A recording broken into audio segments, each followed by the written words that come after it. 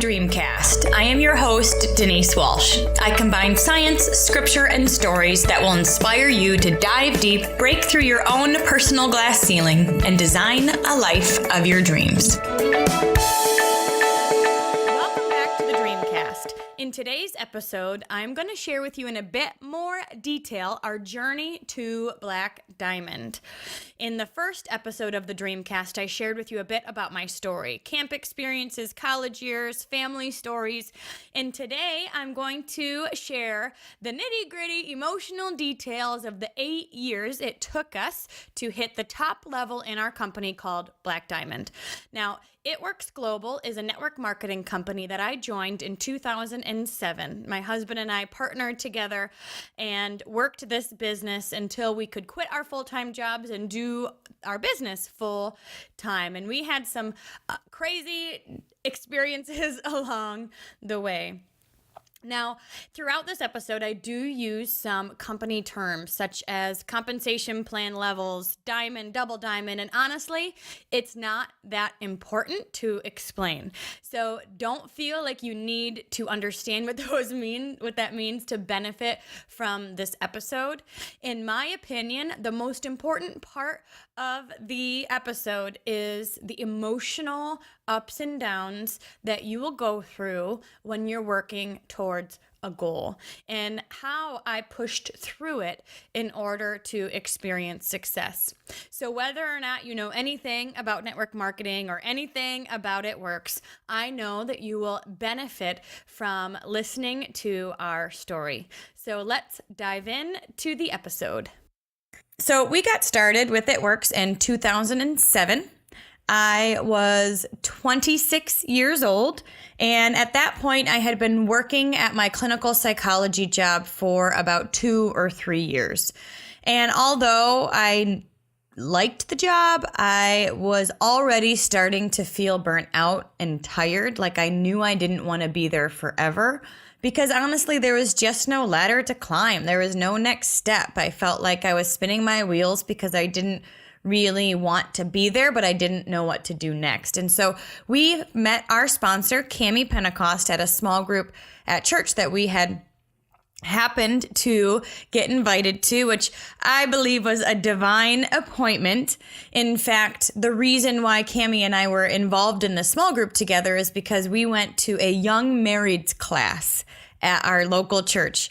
Young marrieds. Brandon and I were, 25. We were newly married and we joined this class. Well, this class happened to have lots of young families in it. So maybe early 30s, couple kids, etc. So we only went twice because we were like, these are not young and married people. We want young and married people. Well, Cami went and her family went once. And it was that one meeting where they divvied up the group into small groups. And that is how we connected. We became friends. We did volleyball together. We hung out together. And I slowly but surely learned what she was doing, which is that crazy rap thing. She asked me to go to a meeting. I went and I became a customer. You see, I've always been interested in health and nutrition. I've run a few marathons. I work out all the time. So I'm very interested in preventative health. And so the product spoke to me. So I became a customer. 2 weeks later, we upgraded to become distributors. Basically, my husband, Brandon, saw me get excited about the product, and he saw the vision. He was the one that said, oh my gosh, a hot sizzle product that nobody knows about, we are in. He's always wanted to be an entrepreneur. He's always wanted to own his own business, but we didn't have the capital to start franchises or do our own startup. So this was a great way to start our own business with little investment. So we upgraded to become distributors. Now, I did not go to school for marketing or business or entrepreneurship or anything. I went to school for psychology. So when we got started with our business, honestly, I had no idea what I was doing. We didn't really work our warm market right away because they were 9-to-5 thinkers. They didn't understand this type of thing. And we quickly decided to jump into our cold market, which meant we had to make new friends quickly. We talked to salons. We blitzed chiropractors. We joined moms groups. We did anything and everything we could back then to get in front of new people and tell them what we had. Now, we didn't have social media. There were no smartphones. I remember I had a flip phone when I got started in this business, and I would MapQuest my way to parties and then forget to MapQuest my way home. So I'd get back in the car and it's dark out and I have no idea where I'm going and I don't have GPS yet. So yes, 10, 11 years ago, a lot of things have changed. But honestly, we got excited and we just got to work and we figured it out along the way. It took us about a year to get to diamond, 2 years to get to double, 3 years to get to triple, 4 years to get to presidential, and 5 years to go ambassador, 8 years to go black diamond. So we were not a quick success. And I think people see us now and think that it always came easy, and that is certainly not the case. I think for me, my hardest promotion was between Ruby and Emerald, because with Ruby, you basically have a few people hanging out. At Emerald, you've got some teams starting to brew. And so I remember during those times, I had thoughts of, can I really do this? Is this something for me? I'm good at a lot of things. I don't know if I'm good at this. And it took me plugging into the community and keeping an open mind and doing things scared to grow the confidence. I would have quit a long time ago if I didn't have the community support around me, because that's what made it fun. So we did our team meetings, we did parties together, we traveled together. We had so much fun along the journey that not only was I enjoying my time, even if I didn't fully understand that I could do this quite yet, but I also knew that I would be missed. If I didn't show up, I would get a text. Hey, where were you tonight? Are you planning to come tonight? Can't wait to see you. And I knew that if I, for some reason, decided to stay at home, or I was too tired from work, or something got in the way, that they would notice. And so I showed up. And showing up and being a part of things was honestly my secret sauce, because that is where I rubbed shoulders with those who knew where they were going. I rubbed shoulders with people who had complete belief in the product. And I heard testimonies time and time again of how our products have transformed people's lives. I heard business testimonies over and over again, and the stories started to seep in. And I realized I can do this too. There's 3 specific points where I grew in confidence. The first one was when I was talking to Brandon about all of the things I could do better. Maybe I need to go back to school for business. Maybe I need to learn marketing. Maybe I need to be more outgoing, or like be crazy extroverted. Maybe I need to do all of these things. Maybe I need to be a hip fashion model. I don't know. And Brandon looked at me and he said, Denise, you've always just been a good friend. Just do that. And I thought, oh, I don't have to be uber professional. I can just talk to my prospects or leads or people who are interested like they're already my best friend, and I can do that. Okay. The second turning point for me was when my mom said to me, she said, what do you do, Denise? What is this It Works thing all about? And I told her a bit about how we create videos and we talk to prospects and leads who are interested in changing their lives, and then we teach them how to do it, and we give them the roadmap and all of the the ins and outs of generating leads and following up and creating relationships and building a team. And I told her what we were doing, and she goes, it sounds like you were made for this. And I thought, thanks, Mom. My mom was a stay-at-home mom. My dad was a 9-to-5er. He was an accountant at GE in downtown Detroit. And entrepreneurship wasn't necessarily something that they ever really intended or were interested in. So for my mom to say, it sounds like this, you were made for this, it built my confidence that they approved of what I was doing, which, as we know, it doesn't matter if they do or not. But when somebody says that to you and you're a bit fearful, it really did boost my ego a bit. And then the third thing that happened when I started thinking, I can do this, is when my check started going up. I was working my business consistently. I didn't quite feel the part yet, but I stayed focused. I hung around people who had what I wanted, who knew what I wanted to know, and I duplicated what they were doing. I was a sponge. And pretty soon, my check started to grow. I remember Cammie called me one time and she said, Denise, you are the second income earner in the entire company. You are number 2. And I was like, what? What does that mean? I don't understand. But of course, as I let that sink in, I thought, I do know what I'm doing. So when I talk to leads and I talk to prospects and I'm out at parties, I can stand in confidence because I do know what I'm doing. Those experiences throughout the years worked to change my self-talk. My self-image began to change. Instead of being a clinical psychologist who happened to sell wraps, I became a wrap girl and an entrepreneur in my own mind. And because of that, I showed up differently when I was meeting with my prospects or at parties. Next, I want to share with you the grind of the 3 years it took us to hit Black Diamond. I'm going to share with you in another podcast all the fears and the things that I learned about the mud along the way. But today I just want to emphasize the 3-year push we took to go Black Diamond. And if you don't know what Black Diamond means you earn $100,000 a month for 6 consecutive months. And regardless of the goal, I think you will benefit from hearing the story because I think it applies to any goal, really. So don't be concerned about the numbers. That's just a part of the story. Really relate what I felt and what I experienced with your own journey, and I think you'll find it's very similar. So in 2013, they announced that Black Diamond was a possibility. We were at conference. They said, all right, this is the next new thing. Go for it. Go hit it. When you hit Black Diamond, you'll earn a bonus. You'll earn an experience.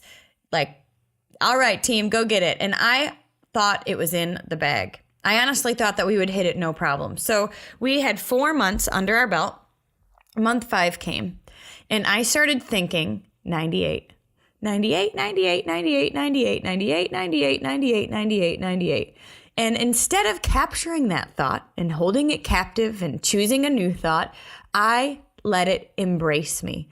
And I entertained it. And I said, that would be so funny if we missed Black Diamond by $98,000 or like just by a few $1,000s and hit 98. That'd be so funny. Wouldn't that be funny? I couldn't believe it. That'd be so silly. And I just I let it flood me. I thought about it and I entertained it and guess what happened?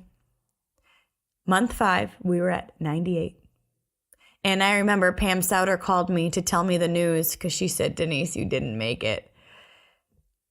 And I said, Pam, I've been thinking 98 all month long. And she said, Denise, you did it to yourself. And I thought, oh man. So 2014 came. And I said I wanted Black Diamond, but in my heart, I didn't think it would happen. I was a bit grouchy.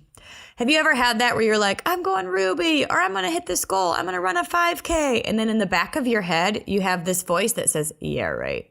You never finish what you start. It would have happened already if it was going to happen. Yeah, right. Yep, we'll see. And so I said I wanted it. I was doing the work, but I didn't fully believe that it was going to happen. So guess what? When it didn't happen, I thought, see, told you so. So in 2015, I knew that if we wanted something different, we were going to have to do something different. And Black Diamond was not just going to fall into our laps. So this time, I didn't change my goal. My goal was Black Diamond. I changed how I felt about the goal. And I did this in a few different ways.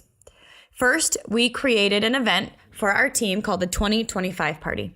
And in this event, we had everybody come dressed as who they wanted to be in the year 2025. So in order to prepare for this event, which happened to be in August, we had to decide and think and dream about who we wanted to be in the year 2025. What do we want to have accomplished? Who are our friends? Where do we live? Have we written books? Are we the best stay-at-home mom ever? Like, what do we want to have experienced in life over the course of 10 years? And then we showed up to this party dressed as that person.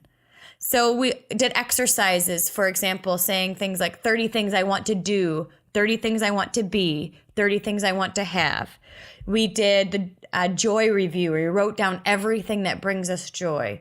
We went through an exercise that just says, what do I want? What do I want? What do I want? And we got super clear and excited about what we wanted life to look like. And I even made a business card that says, It Works First Triple Black Diamond, as seen on Oprah's Favorite Things and American Ninja Warrior, world famous basketball mom, or world's best basketball mom and philanthropist, something like that. And I showed up saying that I just got back from my first TED Talk and it went viral and I can't believe it, how exciting. And everyone just came as who they wanted to be. We had beach bums. They were retired, living on the beach. We had people who wrote a book that turned into movies. We just had so many cool stories and experiences from that night. But there was a lot of prep work that had to go into preparing for the 2025 party. And I believe that because I got so crystal clear about what I wanted, my attention was so focused on that even though the fear popped up, I didn't entertain it. So this year, I said, well, if I'm going to be It Works First Triple Black Diamond, I need to start now. I need to hit it this year. And I got crystal clear about that. And then when the fear started, because it starts, doesn't matter who you are or what your rank is or what you've accomplished, we're all human. And when the fear started, I started thinking 76, 76, 76. For some reason, that number just kept popping up. And this time, I took it captive. I captured that thought. I honestly pictured myself throwing it away. And I looked to the right and I looked so focused on what I wanted that started to dissipate. I still had fear. What if it doesn't happen? I'm being loud about this goal. How embarrassing would it be if we don't hit it? I mean, I still had a little bit of fears, but because what I wanted was so loud in my head, the fear started to shrink. We were at the 2025 party in August of 2015 when Mark Pentecost, CEO of It Works, texted me and said, Denise, you hit month 5. Now, that previous month, when I was thinking 76, 76, 76, I would turn my brain, I'd go 103, 103, 103, 103, and I'd have that fear, 76, 76, and I'd turn my brain, 103, 103, 103, 103. And that month, the check was 1025.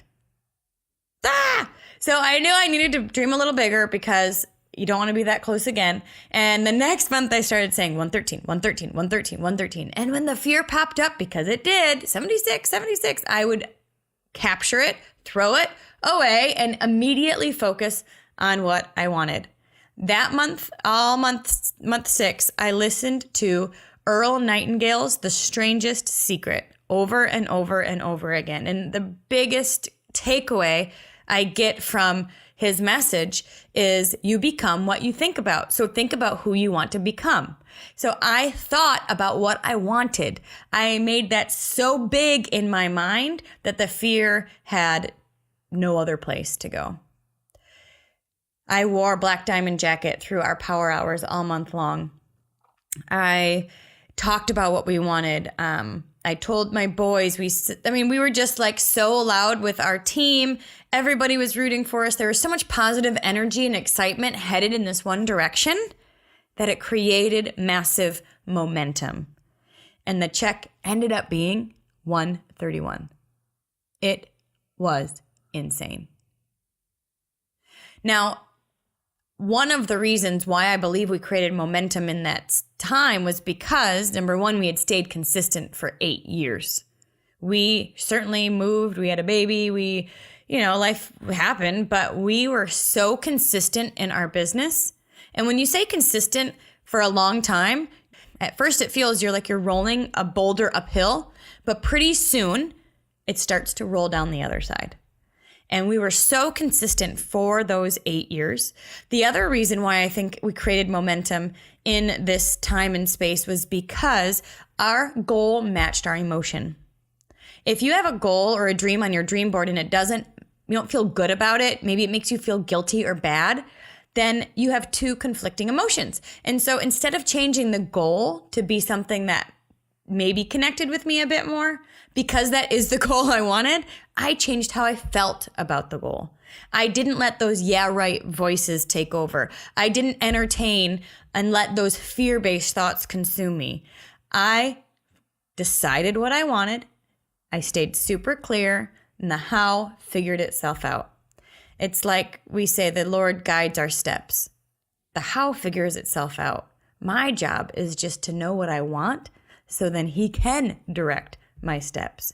And I believe that what I want is what He wants for me, because He puts those desires and gifts in my heart. So think about you. Have you ever set a goal and missed it?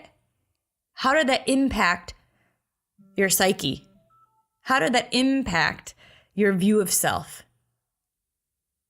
And then how can you decide to change it today? In the next episode, we're going to talk about the Black Diamond experience and the emotions that up and down emotions that happened throughout this journey. But today, I want you to think about your own personal goal, and does it match your current belief? You can do two things. You can change your goal, or you can change your emotions to match the goal. And I believe that when you have that high belief and that goal so crystal clear, watch out, world, because amazing things will happen. Thank you so much for listening today.